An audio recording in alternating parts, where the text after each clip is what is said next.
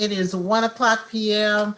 and this is very kind of melancholy moment. The last live conversation with the council president, because after we've had the COVID situation, we've done these live updates, and we wanted to make sure before 2020 ended we did one more just to make sure that we touch base with everyone before they go into the holiday season. And so I've asked people so that you get your answers, your questions answered. We're on YouTube. And so I'll be looking over that way for my YouTube comments. And we're also live on Facebook. And I believe we're also on Twitter. I don't have that stream. So if my staff, if you see any comments on Twitter, please put them into Facebook so that I can see them. So I won't have to look at three different things at one time. But anyway, I have some notes because 2020 has been one of those years. It's been unlike any other that all of us have experienced, and I'm sure everyone has their own take on this year. So I wanted to make sure that you got an update about the city council. Many of you may know we did finish our last council meeting of the year, as well as the last committee cycles for 2020, which was this week.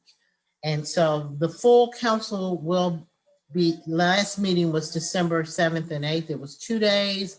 We had so much public comment, we needed to split it up in 2 days. I also made appointments for our committee chairs, and the committee assignments were announced for City Hall. And you can find those on the website, and my staff may put a link in if you would like to see. But generally, the committees are staying the same for 2021 as they are for 2020. There were just two changes. One, the chair of zoning committee will be Amir Faroki, and council member Destin Hillis, who was on zoning committee, is now moved to Community Development Human Services Committee. So those are the only changes. And I think the council and the committee structure was very good for 2021, and they will continue their work. I mean, in 2020, and they will continue their work in 2021. As you all know, because of the pandemic, City Hall will remain closed into 2021. And so we will continue our meetings remotely. I will continue to post all that information as the meetings become available. Our next meeting will be in the first Monday in January, I believe. I want to make sure I get the right date, so if my staff could help me with the date. And you will call the day before to leave public comment for our first meeting in 2021. And I'm going to make sure I keep checking to see if you all have any questions or comments. So that's what's going on with the Atlanta City Council. Now, the pandemic, which has sent us into these remote virtual type settings, is really, I don't even know how to describe the numbers. And what's so unfortunate is that we've been hearing numbers related to COVID, those that are in hospitals, those who have died, those who have been affected, to the point where I think that we're not understanding the magnitude of what's going on out there right now nationally. And so, everyone wants to get out of this. Everybody wants to go back to normal, but now is not the time to relax. Of course, so the roll call, the distancing, the mask, not under your nose or under your chin, but wearing your mask, making sure they're fitted properly. Also washing your hands frequently. And if nothing else, the best way is to limit your contact with other people and to stay at home. And it's been very difficult for me as an elected official. People are calling me, contacting me, wanting me to come to this event, wanting me to come to that event. And I finally just, had to come to the conclusion that I had to stop doing that, because that is more exposure. And as safe as you want to be, and as much as you would love to be with other people, right now is not the time to do it. And so please listen to the experts and limit that. We are here seeing the surge upon the surge from those who didn't take that advice during the Thanksgiving holiday, and we're right upon Christmas. This will be the first time in my lifetime, my very lifetime, that I have not spent Christmas Day with my immediate family, which is out of town. I always go and spend it with my immediate family. And my mother, she's telling me, don't come, which is makes it a little easier because I miss her. I haven't seen her, all year or over a year now. I think since Christmas of last year, and I want to go home and I want to hug my mother and I want to be home. Um, but I can't do it, and I won't do it because I won't make her vulnerable because she's in her 80s, and I won't take the risk for myself.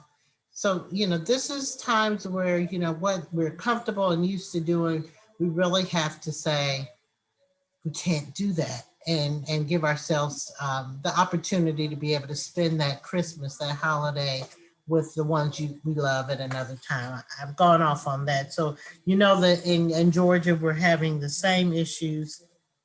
And so I'm not going to go through a whole lot of that.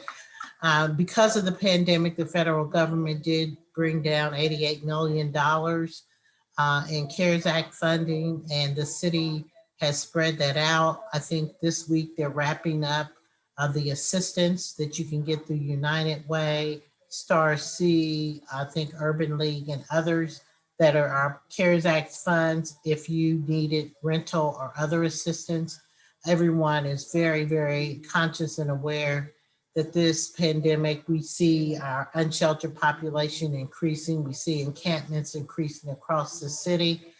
And a lot of those people, some people that are joining are those who are living in cars and others who have been evicted, even though there's eviction moratorium that the CDC put out, executive orders that the mayor has for those that we can um, have some influence over, but there are a lot of private people who are able to still evict.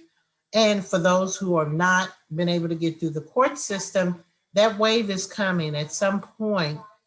This wave is coming. We're certainly hopeful and prayerful that the federal government, particularly the Senate, US Senate, and others are able to come to some compromise where they can get more money and more relief to individuals as well as to the cities.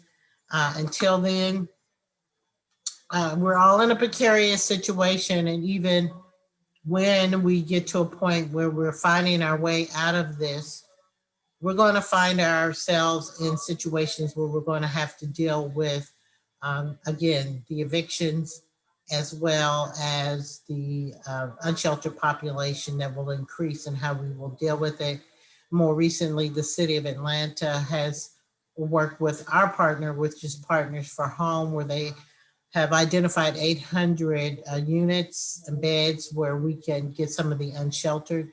Please understand that some of the unsheltered population are chronic homeless, that some will not go into facilities, but for those that we can and those who are just now getting on the streets, we do have some capacity to accommodate them.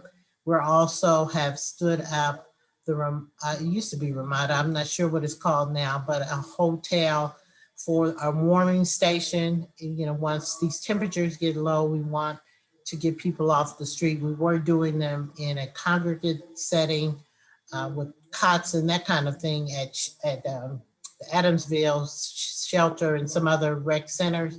But now the city has a hotel that is standing up and giving those people those opportunities as well. So I wanted to mention that. I know also we've received a lot of requests from restaurateurs, bar owners, and others who serve beer and alcohol. I have seen those requests. Those requests have gone to the mayor's office. The council did not deal with that prior to ending our legislative session for 2020. However, I do know the mayor's office has it, and perhaps through some executive order or other ways she can respond to that. I know that it's on their radar screen, and we understand that in January those fees will come due, and I'm sure the city will do what we can to work with business owners who have already had restaurants and businesses have already had a very tough time during COVID. I want to make sure I will come to your comments in a minute. I want to get through mine, and I'm glad you all are mentioning things now. And if you know of other resources that people can have, please share that as well with your other listeners and people who are listening. So, public safety and police reform has been a big topic. Started with George Floyd, which shocked the nation, and then our own situation here with Rayshard Brooks.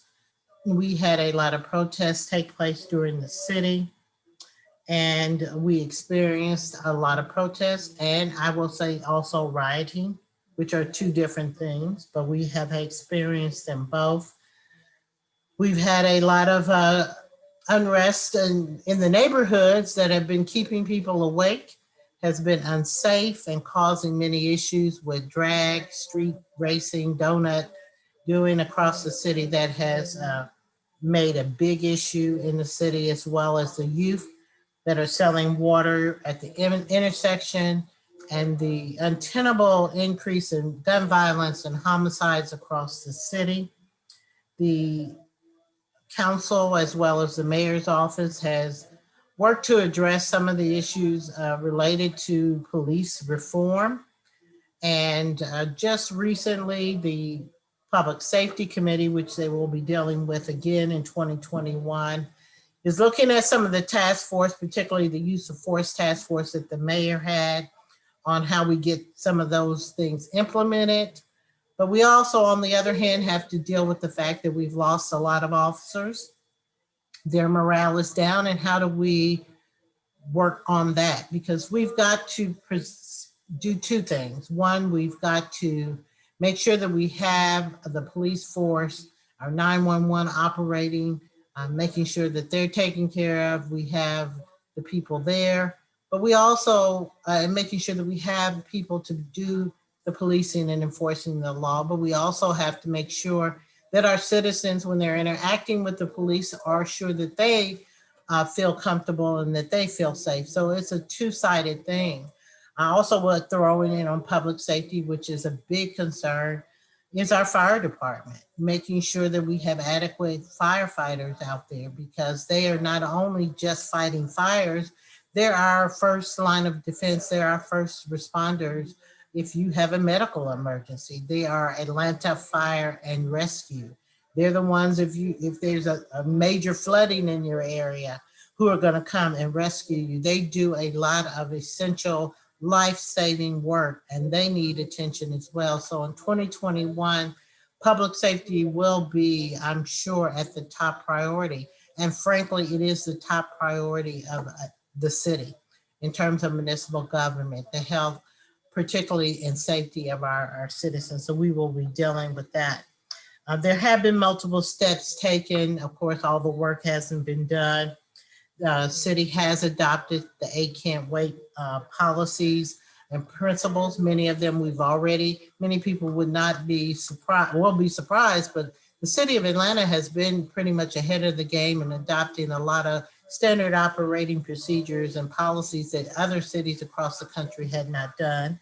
But we've done that. We strengthened the Atlanta Citizens Review Board, which will give citizens an opportunity to go before a review board of citizens if in fact they feel that they have received excessive force or maltreatment from the police department, and we've strengthened that.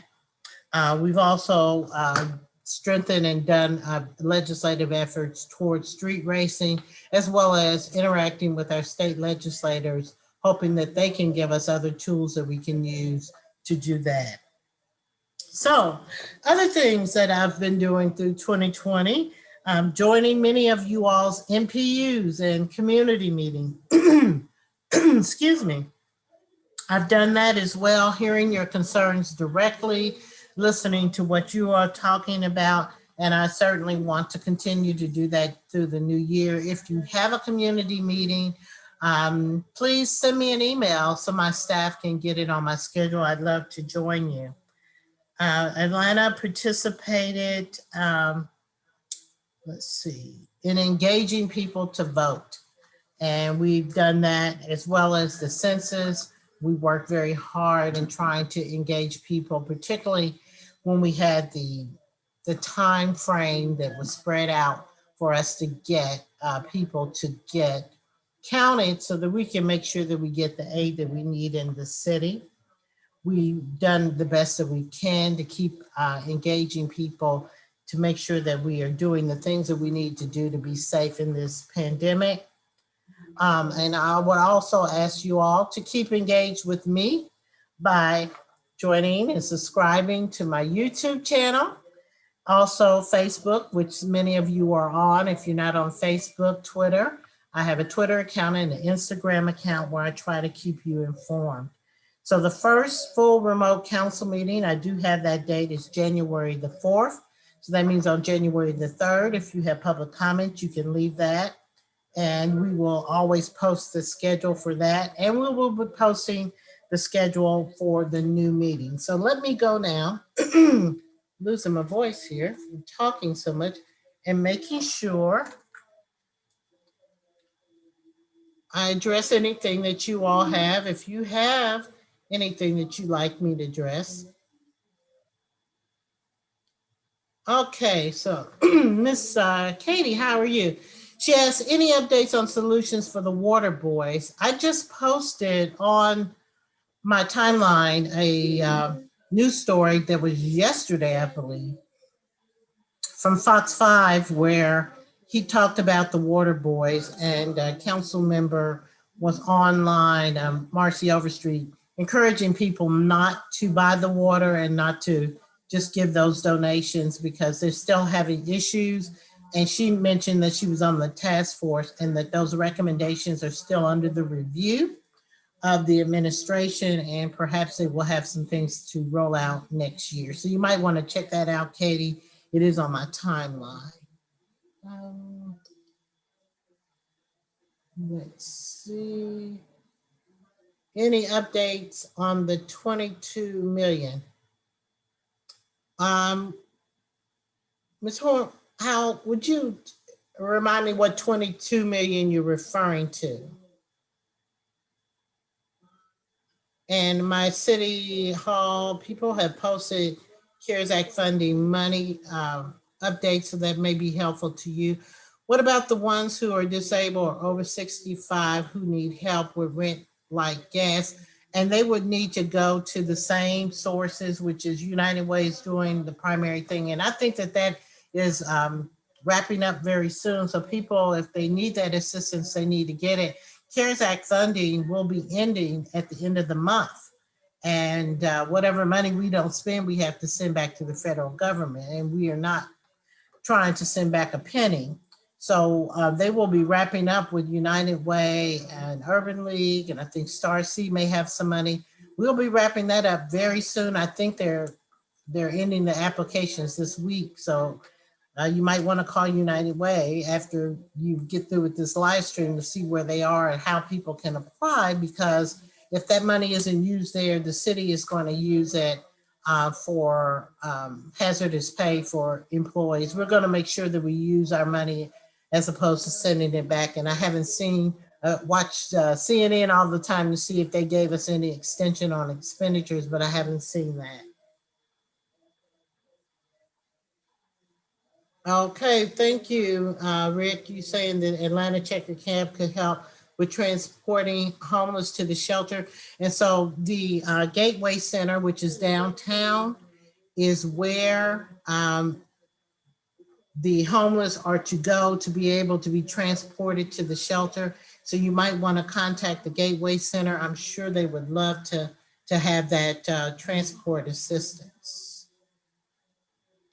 Wendy Wilson says, stop the youth with that water and drag racing immediately. It's too dangerous. And as I mentioned, those things have been on the city's radar screen, and we're doing the best that we can on both of those fronts. Of course, you can't be everywhere at all times, and we're doing the best that we can with legislation from the council side, but on the executive side of the house, they are doing the best they can in terms of enforcing. Let's see. Ms. Howe says, thank you for showing up to the many NPU and community meetings. And you would know because you're on every one of the meetings that I'm on. I just said, this woman is phenomenal. Thank you for being engaged all across the city. I haven't been on, I don't think I've been on many, maybe a handful that you have not made it to. And so thank you for keeping engaged and being involved. I need to figure out what neighborhood you're in because you're on every meeting almost that I'm on. So Mr. Roberts asks, are the boys still out selling water? Yes, they are. And then there is, I think Ms. Howell asked me about the 22 million. I think she posted some information. And so, Ms. Howe, I know that people have talked about getting approved, and that has not been a seamless and easy process, and that's very unfortunate. I'm on the legislative side of the House. We did approve where the funding would go. The execution of that is through the executive branch, the mayor's office, and the partners that they have identified to do that. And I have heard that people have had a hard time with that, and that's unfortunate. Let's see, George, you say, as long as I've got you here, if I wanted to follow up with the activists on police reform, which activists have credibility for a conversation? I don't have that off the top of my head because, frankly, there are a lot of groups out there. And I don't know what type of conversation. I know you had Devin Barrington Ward on your show.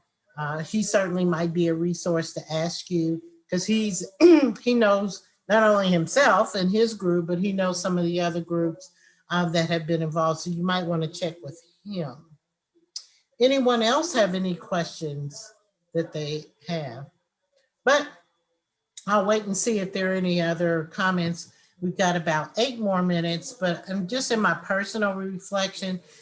2020 has been one of those years I think that has brought out for me and for other people, particularly layering COVID on top of it.